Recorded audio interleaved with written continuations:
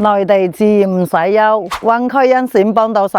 Hello， 大家好，我係 Jenny。Jenny 咧今期又嚟到我哋雅居樂宜農生分享一套大積數嘅單位，分享俾各位觀眾嘅。咁我今日所分享呢一套單位咧，就係我哋天禧261平方嘅建築面積嘅，係可以做咗5間房、5個洗手間嘅。咁呢一套單位咧係電梯12樓啦，咁佢係清水樓、無批樓嚟嘅，咁可以根據自己個喜好去裝修啦，咁根據自己個構思去設計啦，咁我覺得係非常之好嘅，因為咁大嘅一套單位，因為咧今朝啱啱有個客戶咧就喺外國翻嚟嘅，佢就想揾類似個單位，所以我就即刻過嚟拍一套咁靚個單位俾各位觀眾嘅。咁我哋呢套單位咧，前邊個景觀就係望高爾夫球景啦、河景同埋羅山妹山景嘅。咁我哋生活露台咧就係望我哋天禧個泳池景啦、湖景、庭院景嘅、園林景嘅。咁成個小區咧，我哋天禧個小區真係好靚噶啦。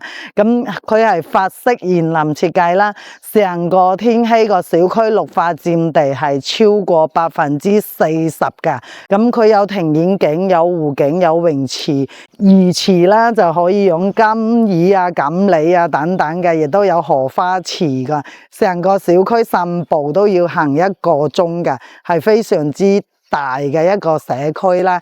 咁我哋呢個小區咧，出翻去左手邊就係我哋個登賢路已經開通咗啦，就非常之便利我哋成個宜農新片區嘅業主出行嘅。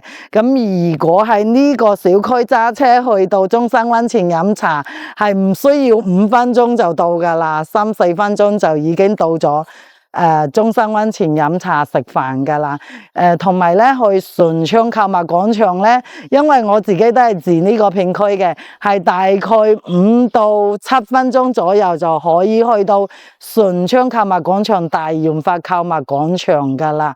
咁由呢度咧，呢度出發去翻我哋港珠澳大橋大概要35分鐘啦。咁亦都有車搭翻去我哋香港荃灣太子嘅，咁每日有8班車啦，亦都係喺我哋宜農新呢個片區上車嘅。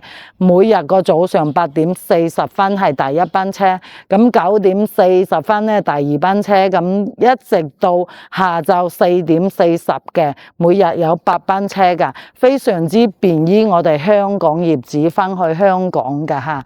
咁咧呢個小區咧就唔講咁多啦，大家都好熟悉噶啦。咁而家跟住我鏡頭上去睇翻我今日所介紹呢一套大面積嘅單位俾各位觀眾啦。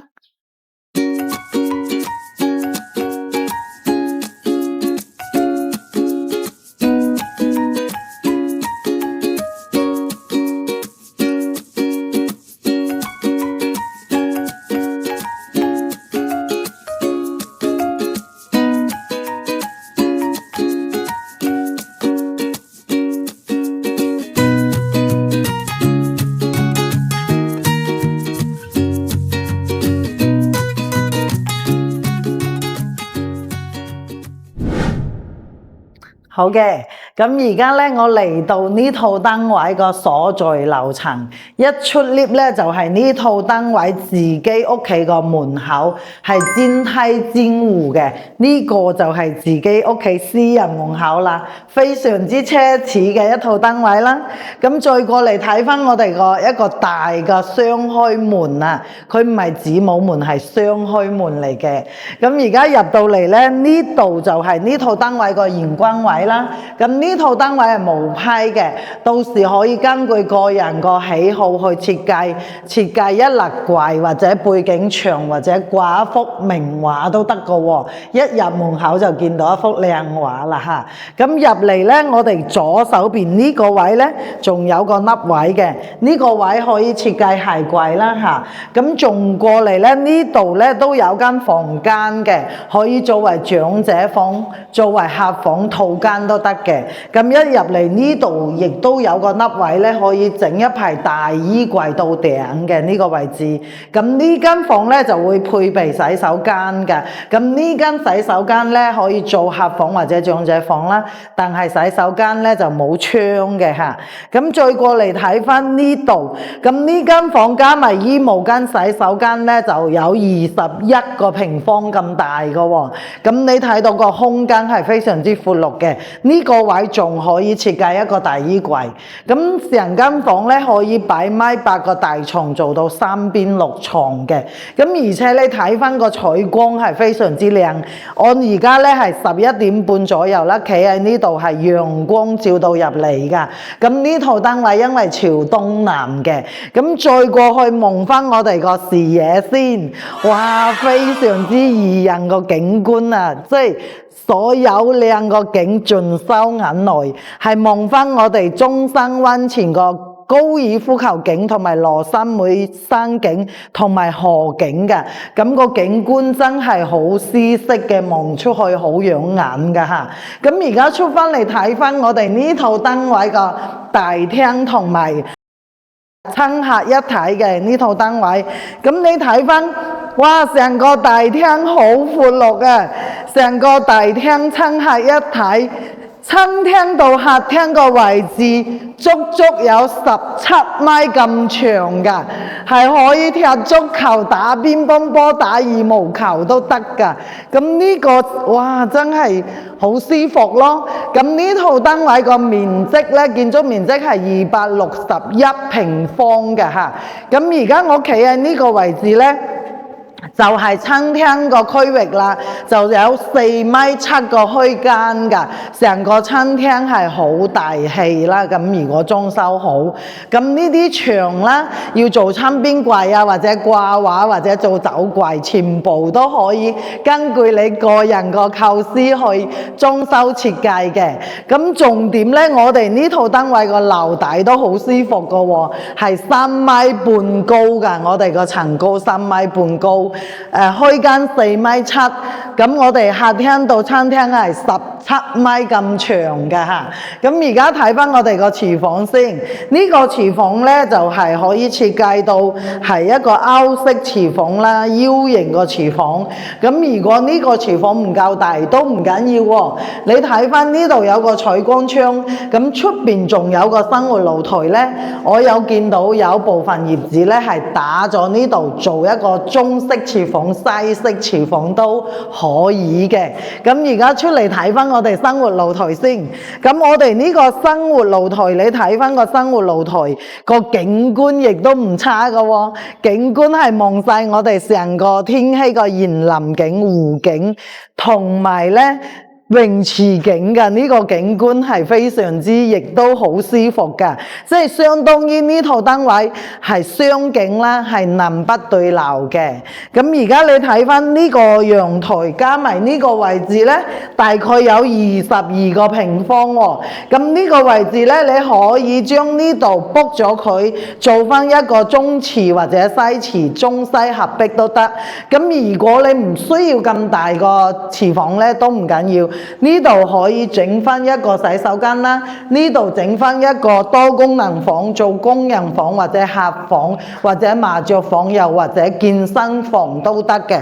呢個位置係方方正正，係絕對可以做到一間房嘅。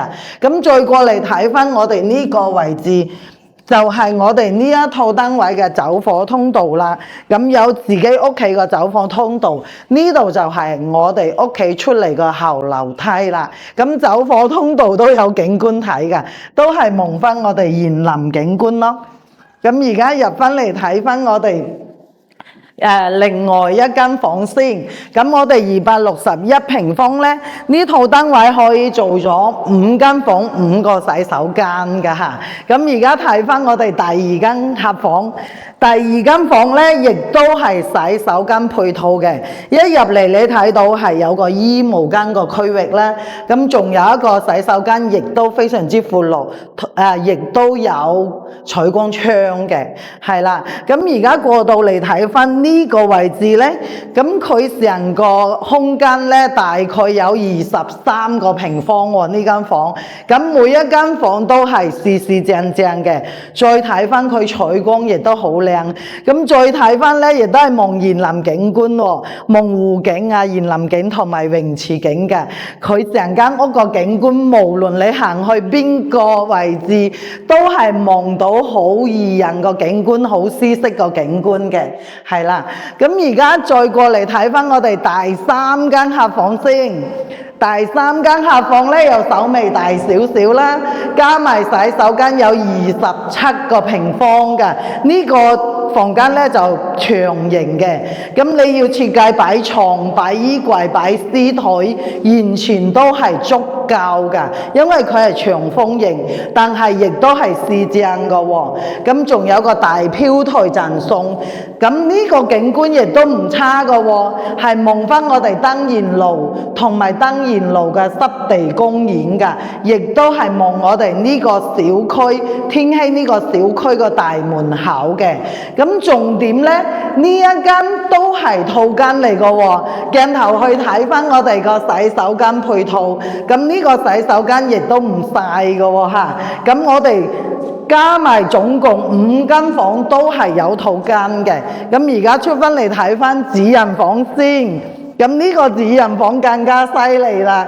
咁首先入到嚟呢，見到洗手間位置，哇！呢個洗手間好寬闊啊，大概有8、9個平方都有，可以做淋浴區啦、浴缸啊等等都得㗎，非常之舒服。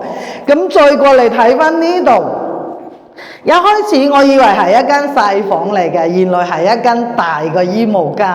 咁你可以做一個大嘅U 型嘅衣帽間都得㗎啦。呢間房係足夠兩公婆用嘅擺衣服都得㗎啦。咁呢間房呢就會大啦，37個平方喎，加埋洗手間、衣帽間有37個平方，擺2米嘅大床，3邊6床，絕對係好闊落㗎啦。咁再睇翻呢，呢個窗台亦都係贈送㗎啦，睇翻有陽光喎，係同我哋主露台一樣嘅，東南向望我哋高爾夫球景、河景同埋羅山會山景㗎，景觀非常之舒適嘅，係啊，綠油油嘅即係睇到個景觀真係心情都唔同嘅。